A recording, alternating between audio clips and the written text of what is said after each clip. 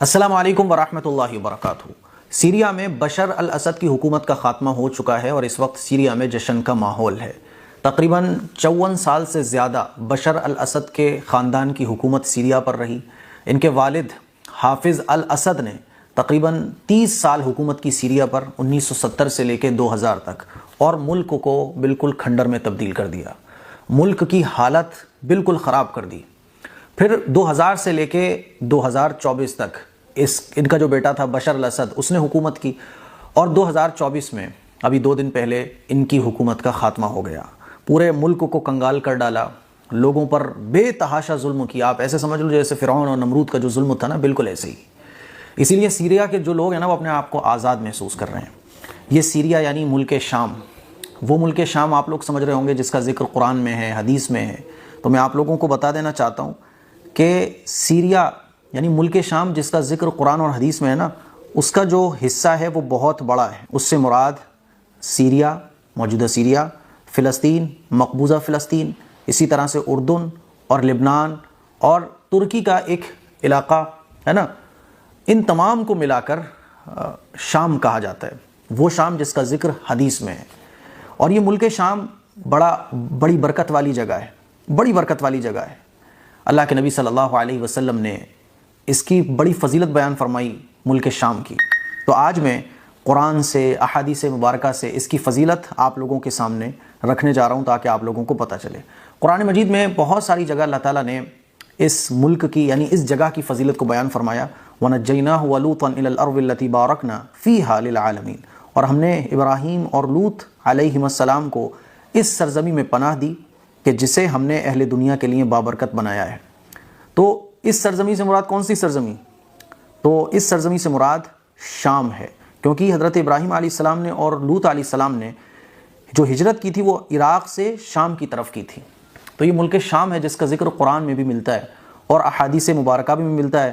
چلو کچھ حدیثیں بھی میں آپ لوگوں کو سنا دیتا ہوں۔ حضرت ابو ہریرہ رضی اللہ تعالیٰ عنہ روایت کرتے ہیں، اور وہ کہتے ہیں کہ رسول اللہ صلی اللہ علیہ وسلم نے ارشاد فرمایا کہ میری امت کی ایک جماعت اللہ کے حکم پر قائم اور دائم رہے گی، اس کا مخالف اسے کوئی نقصان نہیں پہنچا سکے گا، اور وہ اپنے دشمنوں سے جہاد کرتی رہے گی۔ جب کبھی ایک لڑائی ختم ہوگی تو دوسری جنگ چھڑ جائے گی۔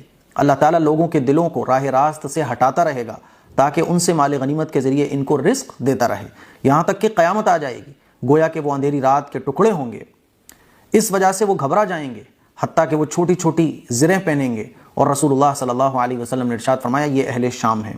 پھر آپ صلی اللہ علیہ وسلم نے شام کی طرف اشارہ کرتے ہوئے اپنی انگلی کے ساتھ زمین کو کریدا، ہے نا، نشان بنانے کے لیے زمین کو کریدا، یعنی شام کی طرف لکیر کھینچی، اور ایسی زبردست طریقے سے حضور نے لکیر کھینچی کہ آپ کو تکلیف بھی ہوئی۔ بعض دفعہ ہوتا ہے نا، ہم کسی چیز کو کھرچنے کے لیے انگلی کا زور لگاتے ہیں تو انگلی میں تکلیف ہوتی ہے، تو ایسے حضور نے خط بنایا، ایسے لکیر کھینچی۔ تو دیکھو اس حدیث سے بھی پتہ چلتا ہے کہ جو کچھ چل رہا ہے یہ تو ہوگا، ہے نا۔ لیکن آل اوور جب آپ دیکھیں گے، وہ دیکھا ہے نا آپ نے، میچ چلتا ہے، وہی 5 کی سیریز ہے تو 2-2 ہو گئے، پھر ون کون ہوتا ہے، جیتا کون ہے وہ میچ جو 3 جیت لے، 3-2 کی سیریز ہو گئی صاحب۔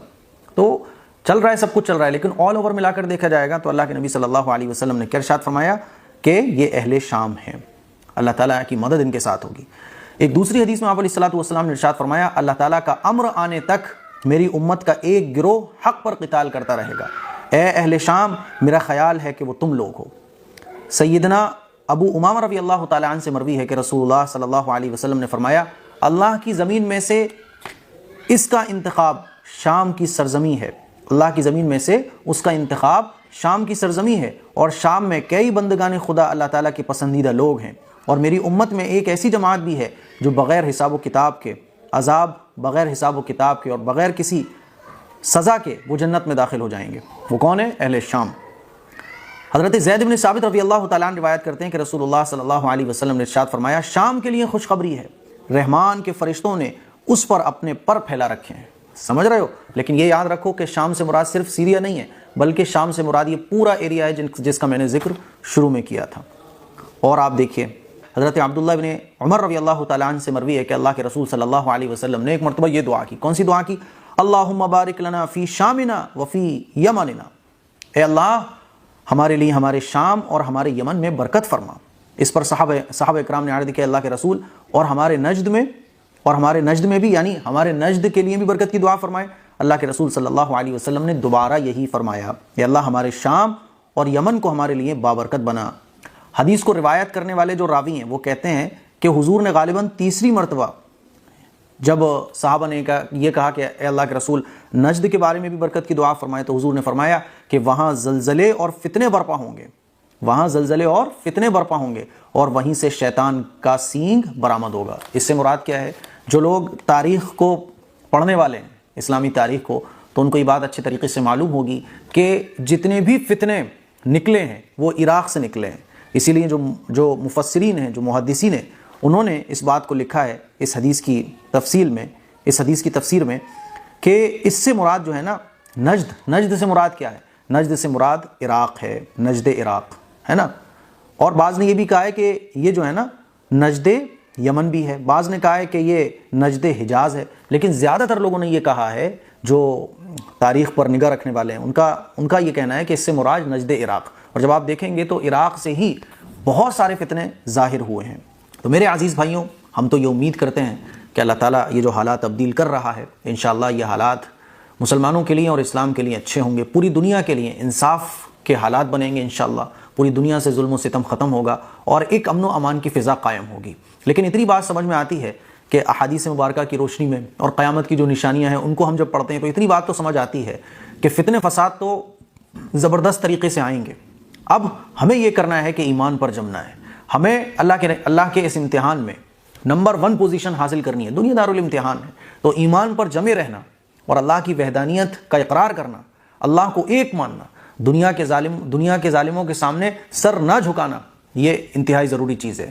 اپنے اندر ایمانی طاقت پیدا کرنا یہ وقت کی سب سے بڑی ضرورت ہے۔ اللہ پر یقین، اللہ اور اللہ کے رسول سے محبت، یہ انتہائی ضروری چیز ہے۔ سیریا میں بہرحال اس وقت جو بھی کچھ چل رہا ہے، پورے دنیا کی نظر سیریا پر ہے، اور اب یہ جو بھی کچھ ہوا ہے، اب دیکھنا یہ ہوگا کہ جیسے کہ لوگ خوش ہو رہے ہیں، وہاں امید کی جا رہی ہے کہ اب حالات بدلیں گے، اب امن و امان، سکون، چین وہاں قائم ہوگا۔ اب دیکھنا ہوگا کہ وہاں آگے چل کے کیا ہوتا ہے، کیونکہ وہاں بھی گروپس کا ایک بڑا مسئلہ ہے، یعنی یہ بہت سارے گروپس نے مل کر اس میں جو فتح ہوئی ہے، اس میں بہت سارے گروپس نے مل کر ساتھ دیا ہے۔ اب ظاہر سی بات ہے جب حکومت قائم ہوگی تو ہر گروپ والا یہ چاہتا ہے کہ میری بھی حکومت میں شرکت ہو، تو ہم تو اللہ تعالیٰ سے خیر کی دعا کرتے ہیں۔ میں نے سوچا کہ ملک شام کے بارے میں جو قرآن و حدیث میں فضیلت ہے وہ آپ لوگوں کو اس موقع پر بتائی جائے۔ مجھے امید ہے کہ آپ کو یہ تمام احادیث مبارکہ سن کر اچھا لگا ہوگا۔ اس کلپ کو شیئر کریں، دوسروں تک پہنچائیں اور تمام امت مسلمہ کے لیے دعا کریں۔ السلام علیکم ورحمۃ اللہ وبرکاتہ۔